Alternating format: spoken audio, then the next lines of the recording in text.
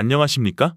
오늘의 이슈 이 시간에는 22대 국민의힘 총선거에서 젊고 활동적이며 더불어 민주당을 향해 싸울 투사로 각광을 받으며 가장 기대를 모았던 도태우 후보와 장해찬 후보의 뜻하지 않은 공천 탈락에 대해 많은 국민의 힘을 지지하고 있던 당원과 지지 세력들에게 비판을 받고 있습니다. 오늘 이 시간에는 뉴데일리 신문의 객원 논설위원이며 군산대 무역학과 교수인 이양승 교수의 칼럼으로 투사 도태우, 장해찬 자르면 누가 앞장서서 싸우나? 한동훈 혼자. 이러한 제목으로 뉴데일리지에 게재된 칼럼을 소개해드리겠습니다. 담당의 최태준 시사 해설 기자입니다. 시카고 컵스의 염소의 저주. 1945년 조선이 해방을 맞았던 그해 가을, 미국에선 시카고 컵스와 디트로이트 타이거스 간의 월드 시리즈가 한창이었다.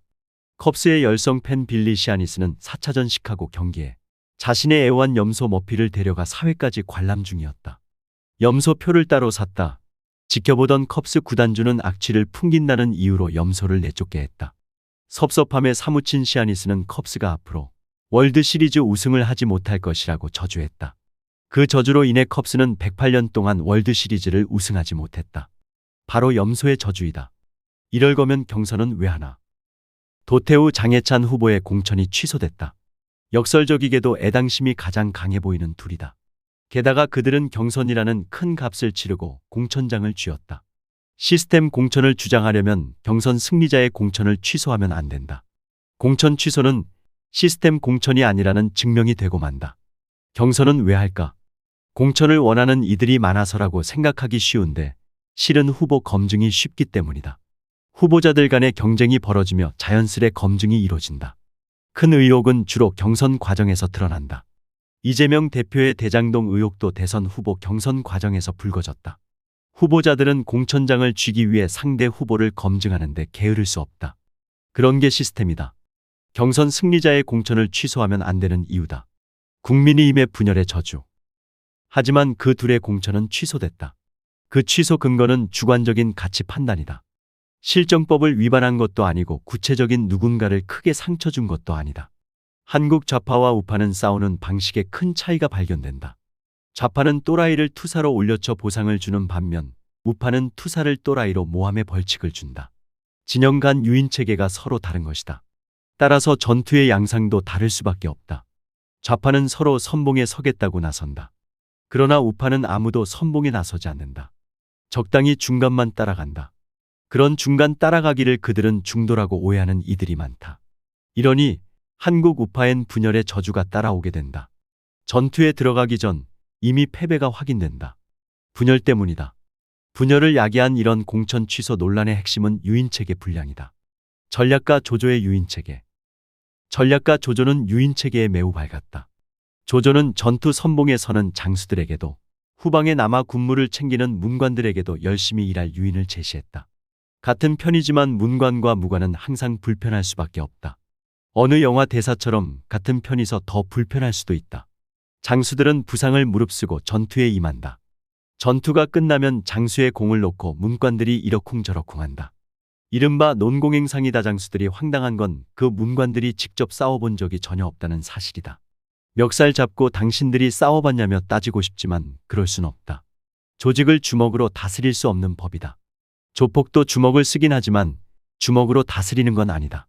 어르고 달래고 유인체계로 다스린다. 이제 누가 나서서 싸우나? 하나 물어보자. 도태우 장해찬 자르면 다음은 누구일까? 고언 한마디 하고 싶다. 말 한마디로 천냥빚 갚는다고 한다. 하지만 요즘 한국 정치판 세태를 보면 말 한마디가 천냥빚으로 남는 것 같다. 두 후보의 공천 취소 과정이 매끄럽지 못했다. 그들은 민심을 얻어 경선에 승리했고 문제의 발언에 대해 진지하게 사과했다. 도태우의 경우 당내에서도 공천 유지 쪽으로 결론이 났었는데 느닷없이 공천이 취소됐다. 언론 보도를 보면 당내 일부에서 도태우의 자진 사퇴를 권하긴 했다. 하지만 자진 사퇴와 공천 취소는 전혀 다르다. 자진 사퇴와 달리 공천 취소는 전략적 순차성을 거스른 것이다. 다양성 존중 않는 국민의힘. 사람은 생김새도 다르고 생각도 다르다. 누구라도 인간인 이상 100% 옳을 순 없다. 다른 생각을 존중하는 게 바른 정치의 자세일 것이다.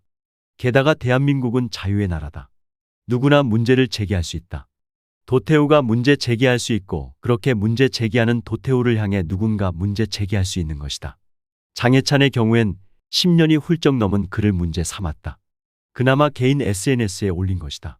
그 역시 진지하게 사과했다. 역선택을 자초한 국민의힘. 후회 없는 사람은 없다. 누구나 실수를 한다.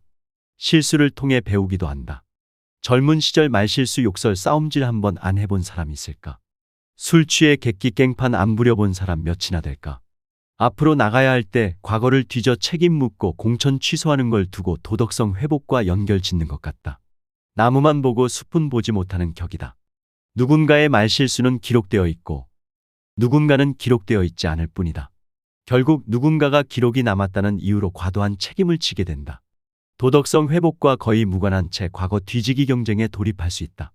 그 경우 역설적이게도 정견과 주관이 뚜렷한 사람, 실천적인 사람, 저술을 많이 한 사람, 꿈과 이상을 찾는 사람, 소신이 강한 사람, 상상력이 풍부한 사람 순으로 공천 불이익을 감수하게 된다. 그런 게 역선택이다. 그나마 화력 좋은 스피커 죄다 내치고 좌파엔 있고 우파엔 없는 게 있다.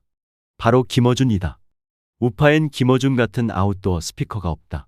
작금의 상황을 보니 없는 게 아니라 키우지 않는 것 같다. 진영 이익을 위해 열심히 쌓아온 아웃도어 스피커를 자르면, 그리고 그 험악한 꼴을 보면 앞으로 누가 나서서 돌맞기를 각오하고 아웃도어 스피커로 나설까?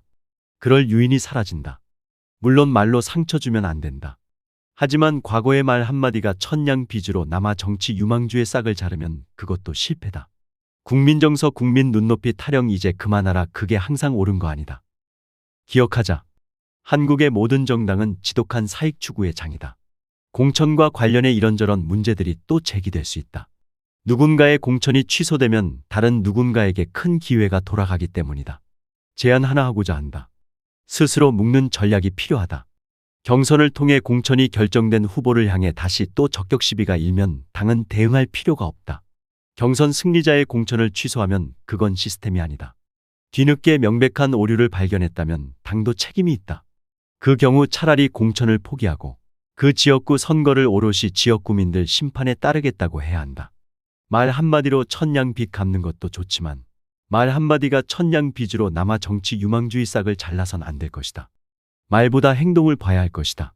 기회를 한 차례 더 주고 지켜보겠다고 해야 한다. 이상 KUMC TV 이슈를 찾아서입니다. 다음에 다시 뵙겠습니다. 안녕히 계십시오.